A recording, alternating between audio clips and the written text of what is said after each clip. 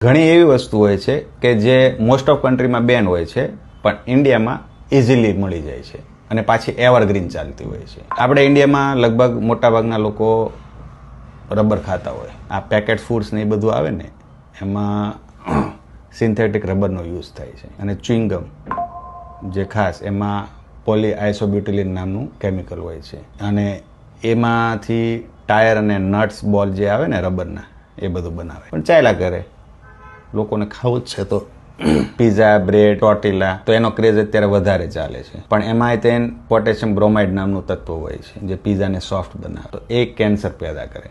પછી લોકો એમ કહેતા હોય કે ભાઈ આને કેન્સર આવ્યું, આને ગાંઠ થઈ છે, આટલી નાની ઉંમરમાંથી ક્યાંથી આવ્યું. અત્યારે આઈસ્ક્રીમનો જે ક્રેઝ ચાલે છે એમાંય તેને કેરાજીનમ નામનું સીવીડ એક્સટ્રેક્ટ હોય. એ જે આઈસ્ક્રીમ છે ને થીક બનાવે, કે દૂધના ને એના નથી બનતા અત્યારે. અને બીજી વસ્તુ, ચીઝ અને યોગર્ટ કેટલું આમ શાઇનિંગ વ્હાઇટ દેખાય, એમાં ટાઇટેનિયમ ડાયોક્સાઇડ હોય. એટલે ઈચ એન્ડ એવરી જગ્યાએ કેમિકલ જ, બીજું કાંઈ નહીં. અને જે ચીઝ અને યોગર્ટમાં જે કેમિકલ નાખે ને એમાંથી પેન્ટ બનાવે. બીજી વસ્તુ કે સનસ્ક્રીન લોશનમાં એ યુઝ થાય. અને લોકો બે મોઢે ખાધ્યા કરે. એટલે જે 50 ઉપરના વર્ષમાં કેન્સરના જે લક્ષણો બધું જે આવતું કેન્સર કે આ એ બધું હવે 25 વર્ષ પછી ચાલુ થવા માંડ્યું. એટલે આવા બધા ઘણા નાના એવા રીઝનો હોય છે કે જે તમારા બોડીને ડેમેજ કરતું જાય day by day, slow poison તરીકે. હોમમેડ બનાવીને ખાઓ, કોણ ના પાડે છે?